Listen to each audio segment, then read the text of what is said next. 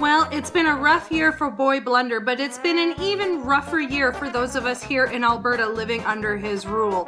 Let's take a look back on some of Justin Trudeau's biggest accomplishments for 2018. I well and truly believe that some politicians should be banned from their Twitter accounts, or at least have their phones taken away, especially when they use their social media to announce that Canada now has wide open borders. One tweet opened the door for about 40,000 illegal border crossers to come running, putting us, the taxpayers, on the hook for about $34,000 per person. If you thought that meant bad news for Canadian security, he also cut our national defense budget by about $2.5 billion, and then welcomed ISIS members with open arms to be reintegrated into Canadian society.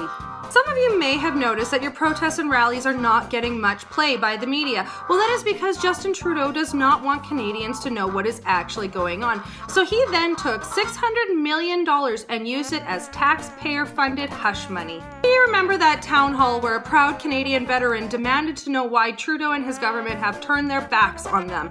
Well, he spent over $40 million fighting them in court for benefits they more than deserve. Apparently, they're asking for more than Trudeau wants to give, yet giving $10.5 million to convicted terrorist Omar Khadr was totally fine with him. And if you weren't already embarrassed enough by our Prime Minister, let me remind you all about his cringe-worthy trip to India, which cost us taxpayers a few $1,000,000 for Justin Trudeau to go dancing. And then there is the dreaded deficit, which is growing bigger and bigger every day. But don't ask Trudeau when the budget will be balanced, because he's still waiting for it to balance itself. I'm sure you're all cringing by now, but this is just gonna keep getting worse, unfortunately. While he was in Argentina, he felt the need to warn people about the social impacts of male construction workers, and he basically compared them to Viking raiders who are just going into remote areas to work and spend money in these local economies. Last but not least, it is the Canadian pipeline mess Trudeau created.